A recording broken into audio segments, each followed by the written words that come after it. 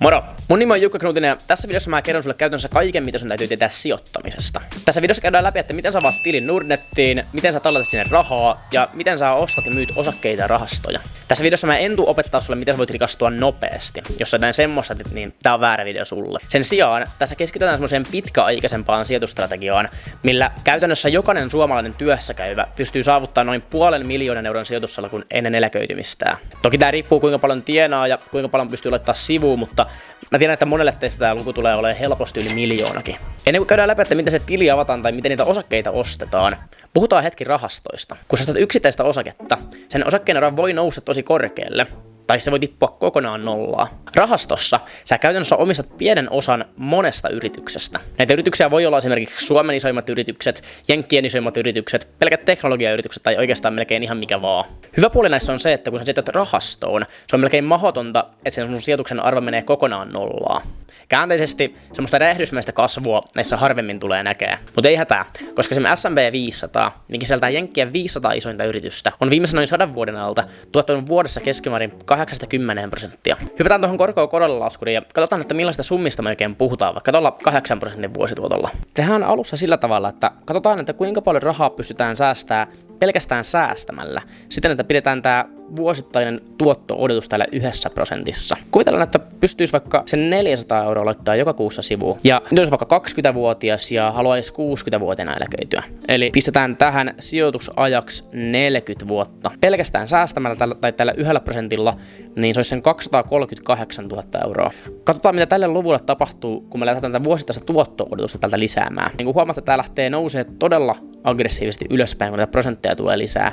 Ja täällä 7% me päästään jo yli 1 000 000 €. Eli periaatteessa, jos 40 vuotta haluaa sijoittaa, pystyy 400 € kuussa laittaa sivuun ja pystyy tuon 7% saamaan, niin olisi miljonääri 60-vuotiaana. Ja sitten tästä samalla huomataan, että jos tätä otetaan pois, eli haluaa vaikka 50-vuotiaana eläköityä ja karsii tästä 10 vuotta, tai vaihtoehtoisesti aloittaa sijoittamisen vasta 10 vuoden päästä, niin silloin kun sä oot 60 tai 50, niin sulla olisikin vaan 487 000, eli alle puolet siitä, mitä sulla olisi, jos vielä olisit 10 vuotta odottanut tai 10 vuotta aikaisemmin aloittanut tämän sijoittamisen. Katsotaan seuraavaksi, miten se tili avataan, miten sen talletetaan rahaa ja miten niitä osakkeita ja rahastoja ostetaan.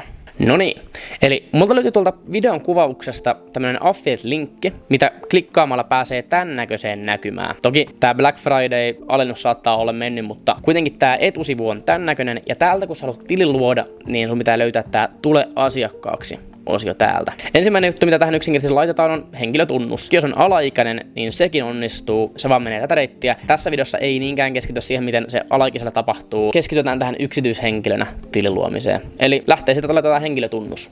Sen jälkeen, kun on sen henkilötunnuksen laittanut, niin tulee tähän valinta, että avaako nyt osake- ja rahastosalkun vai osakesäästötilin. Henkilökohtaisesti mä käytän tätä osake- ja rahastosalkkua, mutta tästä voitte vielä tarkemmin lukea ja katsoa, mikä sopii paremmin omille sijoitustarpeille. Sen jälkeen mennään alaspäin, niin tulee ihan perustietoa, puhelinnumeroa, sähköpostia, käyttäytymisen salasanaa. Sen jälkeen tulee kysymyksiä niin kuin periaatteessa sun omasta säästämisestä ja säästötyylistä, sun muusta tämmöistä. Ne on pakollisia kysymyksiä, mitä jokaisen pankin pitää kysyä ennen kuin ne pystyy tämmöistä asiakkuutta myöntämään. Jotkut saattaa olla vähän hassuja kysymyksiä, mutta näihin pitää vaan vastata niin kuin parhaimmalla mahdollisella tavalla. Täältä tulee olla tämmöisiä kysymyksiä, että miten usein teet talletuksia tai kuinka suuret tulot on tai kuinka paljon rahaa aiot tallettaa, ja näissä ei kannata stressata liikaa, että tuleeko esimerkiksi ylitettyä tai alitettua tai mitään muutakaan, vaan nämä on niin kuin enemmän semmoisia suuntaan antavia kysymyksiä. Eli tästä näin käytte nämä läpi, vaan vastaatte rehellisesti ja parhaanne osaamisen mukaan, ja lopussa hyväksytte ja ymmärrätte riskin, mikä aina sijoittamisessa on. Sen jälkeen mä en tästä nyt eteenpäin pääse, koska mä oon tänne tili jo tehnyt, mutta se mitä tässä tapahtuu, niin tulee sähköpostiin jonkunlainen vahvistusviesti ja pääset tähän 3. asiakashakemuksen luomiseen, ja sen jälkeen teillä on tili, teillä on tunnukset ja te pääsette kirjautumaan tonne yleisnäkymään, mistä sitten päästään niitä osakkeita ja rahastoja ostamaan. Mennään katsomaan, miltä se näyttää. Näin. Eli tää on tää yleisnäkymä, mihin päästään, kun ollaan kirjauduttu sisään.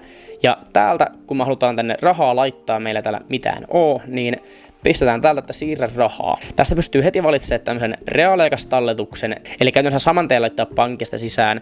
Eli yksinkertaisesti valitaan, mistä pankista halutaan laittaa.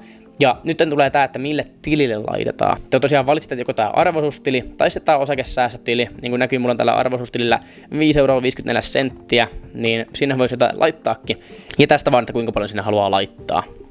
Sen jälkeen kun tästä klikkaatte ja teet talletus, niin tää ohjaa teidän oman pankin varmistuspalveluun, mistä pystytte verkkopankilla tai avainlukulistalla tai millä vahvistamaan sen, ja rahat käytännössä siirtyy välittömästi sitten tämän Nordnet-tilille. Toinen vaihtoehto on tämä tilisiirto, mikä tapahtuu sitten käytännössä pankin kautta. Eli tässä on ohjeet siihen, että miten pystyy tänne laittamaan vaikka semmoitteen joka kuukausittaisen talletuksen. Jos sitä haluaa tehdä, niin sen voi tästä tehdä. Ja siinä tosiaan se 1-3 pankkipäivää menee.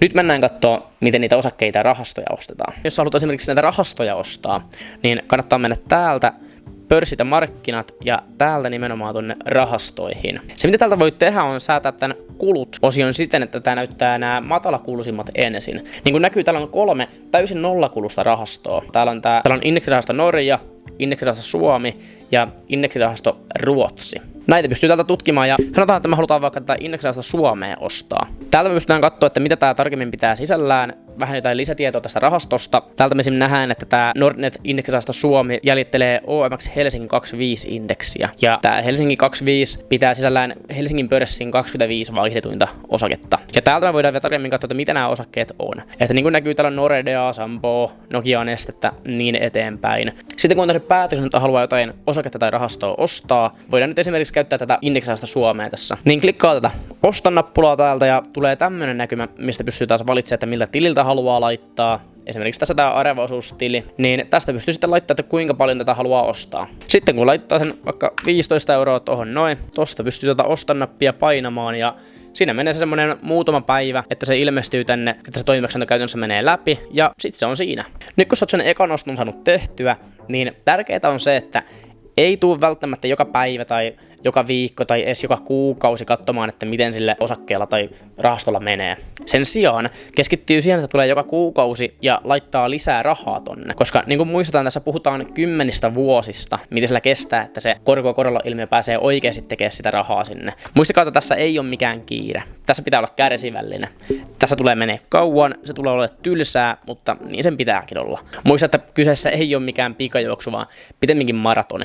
Nyt kun sä tiedät, miten tämä sijoittaminen käytännössä tapahtuu, mä kannustan sua aloittaa välittömästi. Jos missään kohtaa tätä sijoitusprosessia tulee mitään kysyttävää, Instagramissa @jukka.knuutinen voi tulla kysymään.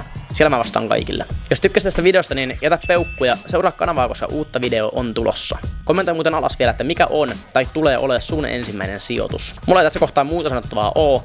Mukavuus katsoit videon loppuun ja nähdään seuraavan parissa.